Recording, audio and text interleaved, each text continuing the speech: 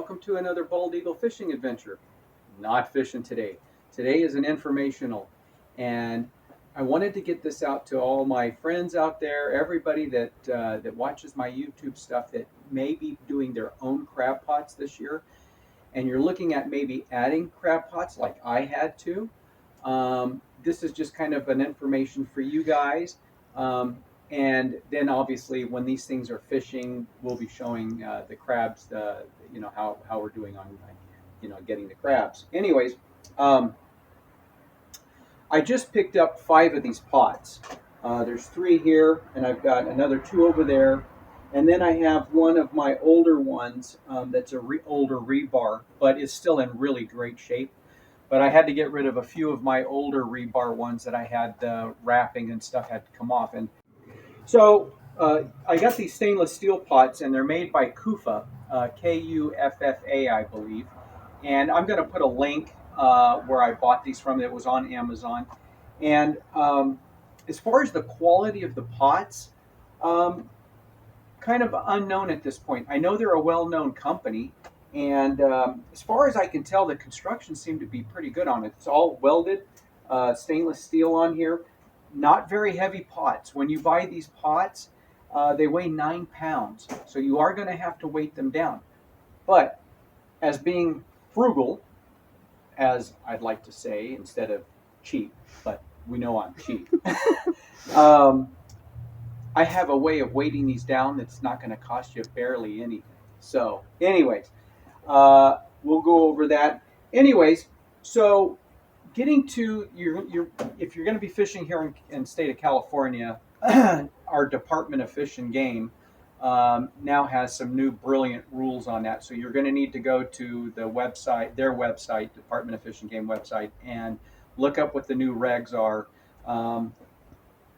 to do your floats and so forth for your pots. I'm going to show you what I did, but I would urge you to go to their site. Plus, you're going to need to get a stamp, an additional stamp to your standard fishing license. It's a crab validation stamp, I believe is what they call it. Anyways, so just wanted to give you a quick rundown. So why don't you come on over here and I'll show you what one of these pots are. They're all rigged up now. They're ready to go. And all the rigging I have purchased at Outdoor Pro Shop. And this is all made by Pitbull Tackle, the harness system here. So, the only thing I'm not sure about, and I'll have to see how it goes with these are chrome plated or nickel plated, I think they call them.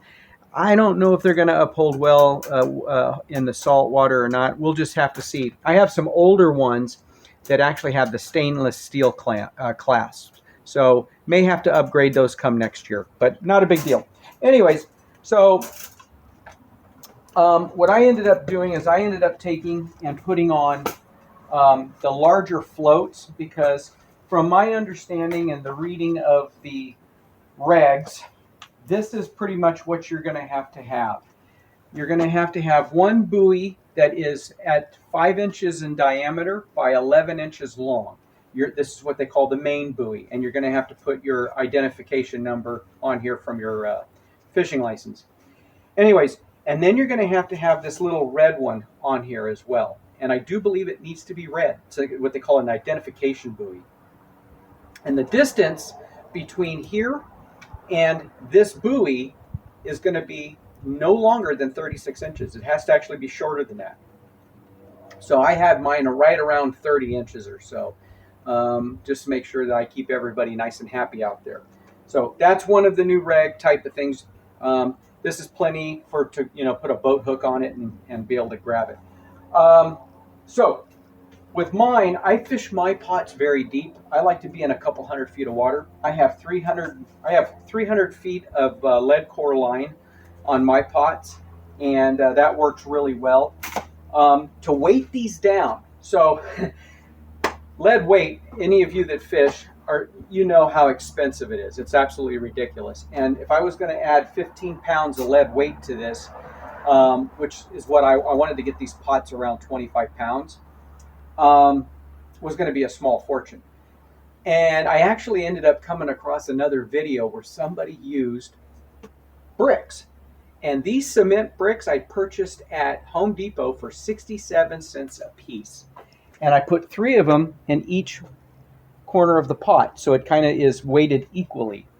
And being at 67 cents a brick, I mean, it is the way to go. I picked up some of these zip ties, which these are large cable ties, and they come 10 in a pack, and you can get those. I got those at Harbor Freight, and so any of those discount hardware places like that, I think might carry these. I think a package of 10 of these was like $1.99. So again, using the term frugal. I still like cheap, but we'll go with that. Anyways, so and then I have my little bait bucket, and I got bait bag, and again, all this stuff you can get at Outdoor Pro Shop or through Pitbull Tackle, and yeah, so that's pretty much it. I also have a bait hanger on. Oh, here it is. I like to throw a bait hanger on here for some of the salmon heads. And I'll probably put anchovies, maybe some squid in the bait bucket. And this is going to be some carcass stuff that'll go into here. That pretty much sums up this. And oh, one of the things on the regs too is you're only allowed as a private fisherman or fisherwoman, I should say, is 10 pots. So you're only allowed to put 10 pots out. And there's been a lot of question back and forth. Well, okay, so does this validation thing, is it for the boat or is it for the individual? The validation stamp, the California validation stamp for crab is 1 per person that's taking crab. So if you have, say, 4 people on your boat, all 4 individuals taking crab, they're all going to need their own validation stamps to go along with their standard California fishing license. Okay, so I think that's it. I just wanted to give this, we're about a month out, but you know how fisher people go is we have to think long term and start getting stuff ready. And since I'm not out fishing today, I came out here this morning and got between yesterday and today, got it all rigged and ready to go. So I got 6 pots ready for deployment. Anyways, if you guys have any questions on any of this stuff, give me a shout, send me a message, and I will answer it the best way I can. Anyways, have an awesome day, and I'll catch you on the next video. Talk to you guys soon.